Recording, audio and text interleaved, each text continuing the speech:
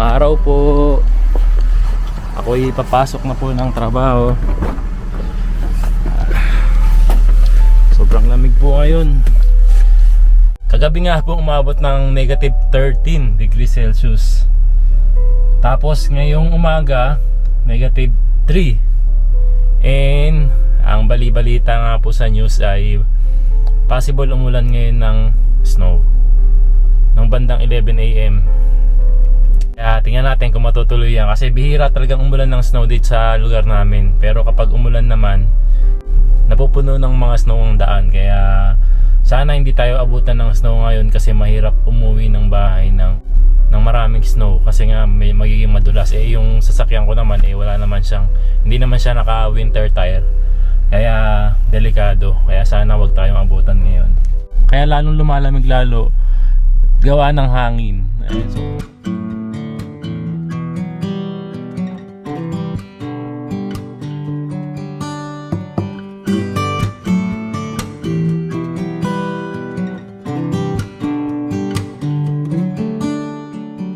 so di bali nandito na po ako ngayon sa pabrika. Trabaho na naman. Back to work na naman tayo. Si Mama Aya pala saka si Yuna ay hindi pumasok, kasi si Aya ay natatakot na bumiyahe kasi baka nga umulan ng snow mamaya. Yung gulong kasi ng sasakyan niya hindi naman din naka winter tire, kaya medyo kabado siyang bumiyahe. Napakalayo pa naman ng trabaho ni Aya. Umabot ng 30 minutes din yung biyahe niya, unlike sa akin 10 minutes lang. Tapos si Yuna hindi na rin niya pinapasok, kasi si Yuna medyo nakakaramdam na naman ng ubo. Nakakaawa naman si Yuna. Lagi na lang siya inuubo. Mahina talaga yung niya sa lamig. Kaya yun, hindi na lang sila pumasok. Tapos si Kuya AG pumasok kasi malapit lang naman yung school niya, saka nagdadala naman siya ng payong.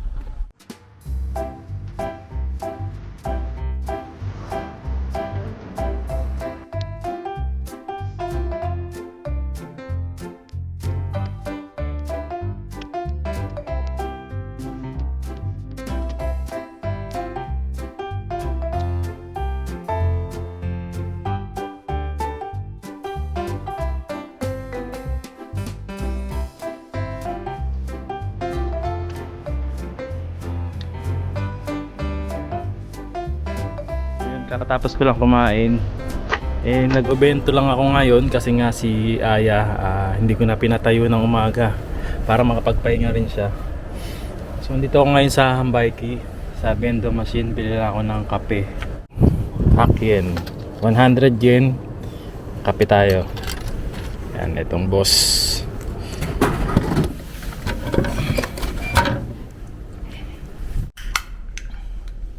Ito yung lagi kong iniinom na kape, boss. Hindi kasi siya sobrang tapang, hindi rin naman sobrang walang lasa, parang gano'n. Tamang-tama lang yung lasa niya para sa panlasa ko. Pero minsan kapag gusto ko ng medyo matapang, iba yung binibili ko. Ayan. Share ko lang sa inyo na dito sa pabrikang pinapasukan ko ngayon ay hiring. So tumatanggap sila ng mga tao na gusto magtrabaho kapag nandito na sa Japan. So kapag nandito ka na sa Japan and meron kang working visa, comment ka lang dito sa video natin, tapos i-showcase kita. Kumbaga parang ipapakilala kita dun sa may sa boss namin para makapasok ka dito. Ayan, comment ka lang. Kung sanay ka na sa trabaho, pakiramdam mo hindi ganun kabigat yung trabaho dito. And ang maganda rito, meron tayong mga kababayan din na nagtatrabaho dito, mga trainee kung tawagin. Marami sila rito. So, kaya hindi ka maiinip dito sa pabrikang to, kaya apply na kayo.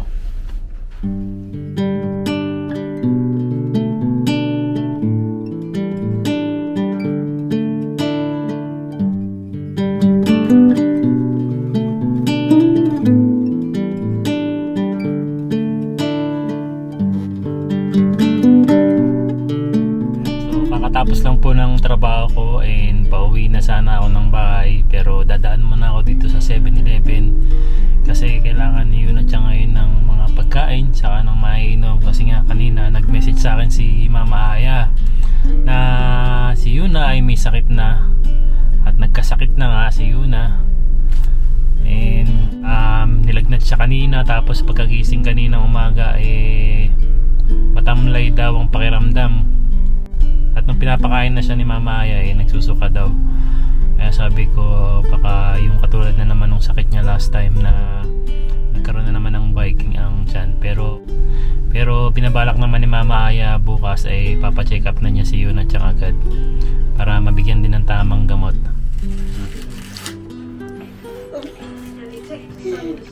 Ayan, update ko lang po kayo sa kalagayan ni Yuna Chang ngayon. Musta na si Yuna? Musta na ikaw? Siki de cheta. Mukhang medyo okay naman na siya ngayon kaysa nung kanina na mahal, no? Kanina matamlay siya. Mamaya mawawala malulobat ulit yan. Ayan, pinapakain muna siya ni Mama Aya ng mainit na sabaw para makabawi-bawi siya dun sa kanina. Hindi siya nakakain kanina, ano. Nasuka lang daw yung kinain ni Yuna. Naalagaan mo na siya ni Mama. Hindi ka nakapasok kanina, ano. Ano ba? Onigiri di? Onigiri ne? Iya. Hato atakay supu nonde. Ne? Oh, kore. Supu dake daijoubu ne. Mukhang okay naman na si Yuna Chang mo kaysa kanina.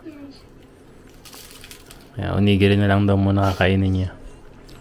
Ayan na po si Yuna, tulog na at masama pa rin ang pakiramdam niya. May lagnat pa rin siya kaya sabi namin magpahinga muna siya. Then mamaya pagkagising niya, inom na uli siya ng gamot. Ayan guys, di bali second day na ngayon. Uwi ko lang galing trabaho. And kanina ay dinala na nga ni Mama Aya si Yuna Chang sa clinic. And nalaman nga doon na si Yuna ay may sakit. Meron daw siyang influenza. Pero para siyang may pagkakahawig din sa COVID Hindi to kasi sa Japan, kapag ganitong season, talagang marami talagang nagkakaroon ng influenza. Isang araw, nag-message naman din yung school kay Mama Aya na ang sabi, marami daw talaga ngayong nagkakaroon ng influenza dun sa school nila, Yuna. And possible na kumalat yung influenza na yun dahil nga magkakasama sila sa room and lagi magkakalaro yung mga bata. And ayun, nalaman na lang namin na nung isang araw si Yuna masama na nga yung pakiramdam. So yun, sana pag-pray na lang natin na gumaling agad si Yuna Chang. So ano po ba ang magandang ipakain kapag may gantong sakit ang bata? Kasi kapag nagsasabi na kami na gusto mong kumain ng ganito, lalo na kahit na paborito niya yung pagkain na sinasabi namin, naduduwal siya. Sumasama yung sikmura niya.